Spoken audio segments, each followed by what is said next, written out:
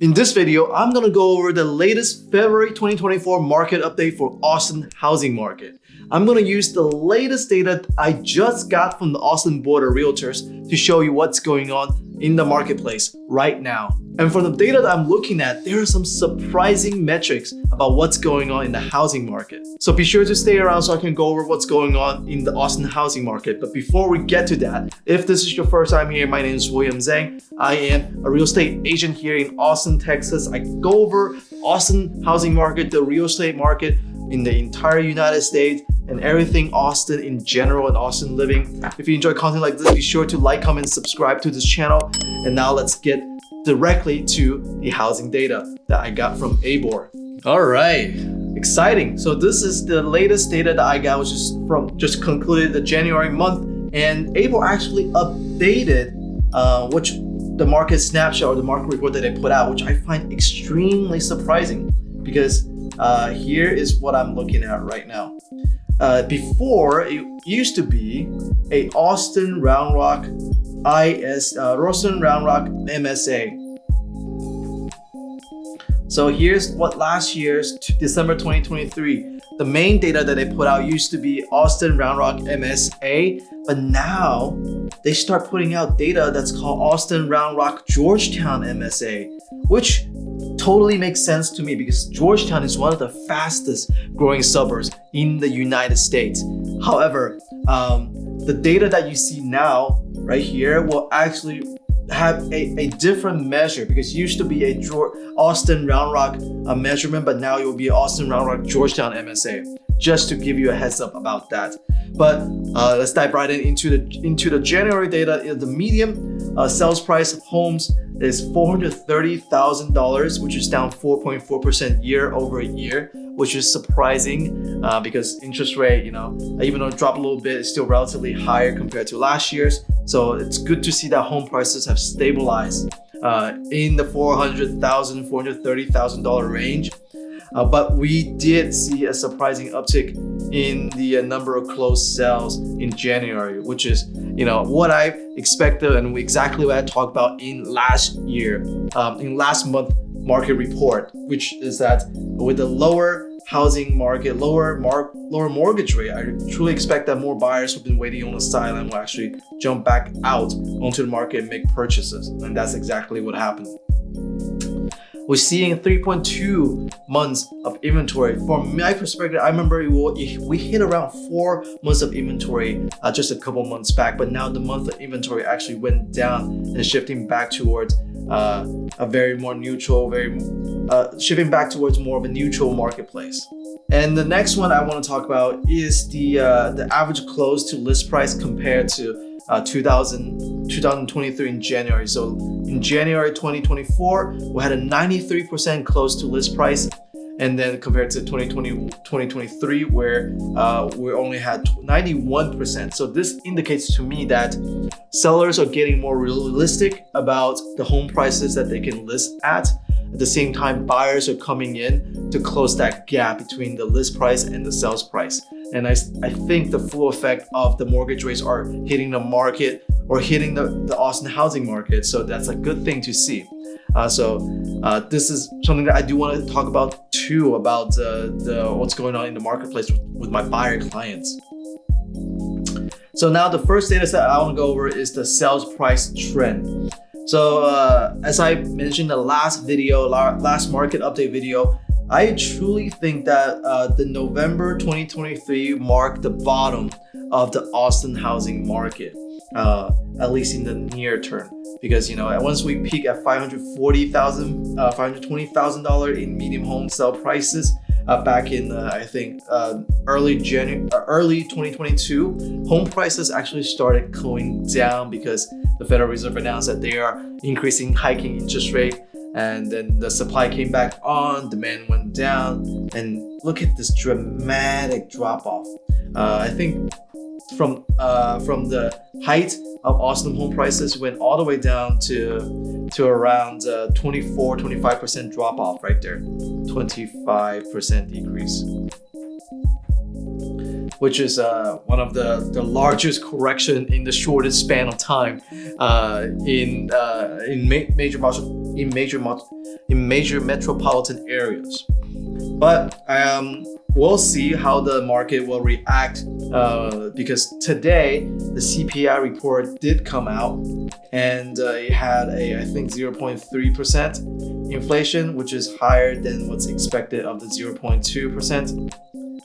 Either 0.3% or 0.2% or something like that, which basically meant that the January data gave high alert to the Federal Reserve, who were thinking about cutting rates in March, but now that's basically out of the way. Instead of having a March cut, we might not even see a May cut, May of this year, to see the first cut in interest rate. So because of the CPI, the mortgage rate jumped up tremendously. Well, the mortgage rate jumped up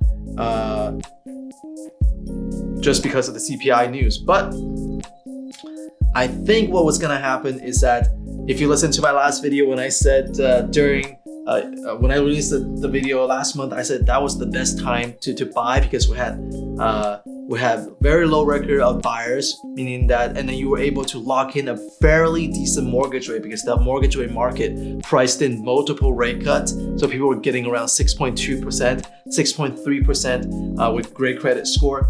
So that's a fantastic rate that you could have locked in and then bought the home with lots of seller incentives and concessions. That was like the best deal of the year, I believe.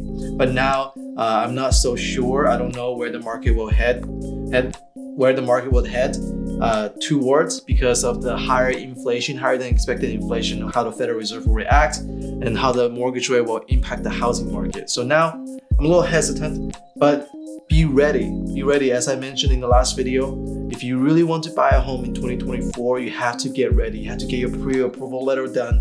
You have to make sure that you understand that how much you can afford and then the kind of the rate you can lock in at, and pull the trigger when you're ready, when you see a good deal. Because good deals, there's still some good deals out there, but but the sellers are getting smarter, and which I'll point out using the data below. So now let's just go on to the next one. The next data we'll look at is the active versus sold, number of active listing versus sold listing. So this basically indicates to me how much inventory is on the market and what is the demand for that inventory. In this month of January, you can see that there is a decreasing supply of homes, downward trend, right? Basically, this is very typical towards the end of the year. Expired listing hit, and then the sellers pull out of the market. They don't really want to list during the colder months of the year. But surprisingly, January is not that cold this year. We only have maybe a week of freezing cold weather. Now it's warmed up quite a bit. At the same time, buyers don't come into the market. So this is what I mentioned, the best time to buy, because buyers have all the power of the existing homes. So that's exactly what happened with one of my buyer clients. We were able to lock in a brand new construction home that was listed around $345. And then we're able to get that deal around the $300,000 to $315,000 range. So that's basically a $30,000 concession from the seller. I can't really give exact details, but those are good deals, and I think those deals are going away. But let's go on to the next part, which is the active listing versus expired listing. In last video, I mentioned that December, January, the highest number of expired listing, and that will lower the amount of supply, which also is very cyclical, very predictable, very expected. So now that the expired listing has come down, we expect that housing inventory will eventually slowly tick back up like they did in 2022, like they did in 2021. You know, you can see the inventory right here slowly pick up.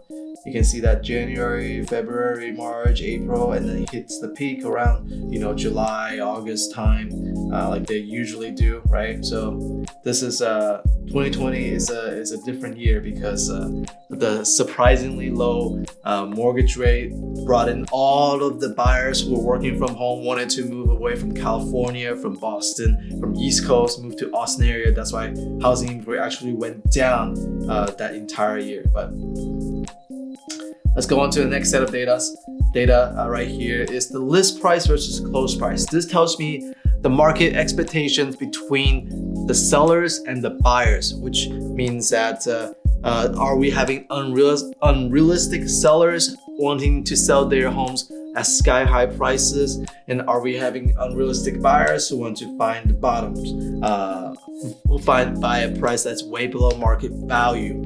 But right now the data is showing me that I don't like this piece of data. Basically, because we saw an uptick in list price from December to January from the seller on their listing price. You can see right here. I don't like this uptick. I think that the sellers are getting ahead of themselves. They might have read in the news that, oh, mortgage rates are coming down, therefore we should probably list home prices a little bit higher so we can anticipate that bump in buyer demand. But now guess what? The mortgage rate went back up again, and the buyers who were looking might get scared away from the list prices. I don't know. It's a tough market. Man, we gotta make a deal happen. Sellers gotta be more realistic so the buyers can come back into the market and help you get the home off your hand.